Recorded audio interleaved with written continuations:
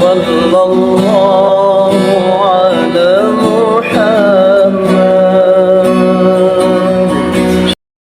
Dikisahkan, ada seorang yang kaya raya berangkat haji.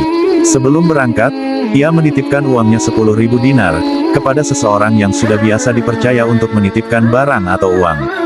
Setelah selesai menunaikan hajinya, orang kaya itu mendatangi rumah orang yang diberi amanah menyimpan uangnya. Sesampainya di rumah orang itu, ternyata orangnya telah wafat. Orang kaya itu pun bertanya kepada ahli warisnya. Namun, tidak satu di antara ahli warisnya mengetahui perihal uang titipan tersebut. Orang kaya itu kebingungan, dan bertanya-tanya dalam hatinya, di manakah uang yang disimpan orang yang diberi amanah Tiu. Ia mendatangi seorang alim di Mekah lalu menceritakan tentang uangnya tersebut. Orang alim itu berkata, di sepertiga malam akhir nanti, pergilah kamu ke sumur Zamzam, panggillah nama orang yang engkau titipi uang itu di bibir sumur. Jika ia adalah orang yang baik, dan termasuk ahli surga, dia pasti akan menjawab panggilanmu, lalu tanyakanlah kepadanya, di mana ia menyimpan uangmu. Pada akhir malam, orang kaya itu pergi mendatangi sumur Zamzam. Tepat di bibir sumur ia memanggil nama temannya, yang ia titipi uang, hingga 3 kali ia panggil, namun tak ada jawaban. Orang kaya itu pun kembali mendatangi orang alim tersebut, lalu menceritakannya. Orang alim itu kaget dan berkata, "Innalillahi wa inna ilaihi raji'un.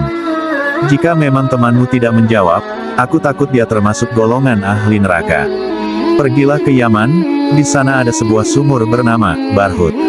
Dikatakan bahwa sumur itu adalah bibir dari neraka jahanam. Datangilah di sepertiga malam akhir, dan panggillah nama temanmu itu." Orang kaya itu pun pergi ke Yaman, lalu mendatangi sumur Barhut. Di sepertiga malam akhir, ia pun memanggil nama orang tersebut, "Ya Fulan." Baru sekali panggilan, tiba-tiba terdengar jawaban dari dalam sumur. Orang kaya itu pun merasa prihatin dengan keadaan temannya itu, lalu bertanya, "Di manakah engkau menyimpan uangku?" Dari dalam sumur terdengar jawaban, "Aku menyimpan uangmu di sini dan di sini, di dalam rumahku. Pergilah dan katakan kepada anak-anakku, kamu akan mendapati uangmu kembali." Orang kaya itu bertanya, "Bagaimana bisa engkau tergolong orang ahli neraka? Bukankah kau adalah orang yang baik dan memiliki sifat amanah?" Orang itu bercerita, "Sesungguhnya aku mempunyai seorang saudari perempuan yang fakir. Lama kami tidak saling tegur sapa, sampai aku meninggal. Inilah yang menyebabkan aku tergolong sebagai ahli neraka. Jika kau mau menolongku, datangilah saudariku itu, dan mintakan maaf kepadanya. Ceritakan padanya keadaanku sekarang yang merasakan siksaan karena tidak menyambung silaturahim dengannya." Orang kaya itu pun pergi ke rumah ahli waris temannya itu, lalu menceritakan di mana ayahnya meletakkan harta titipannya.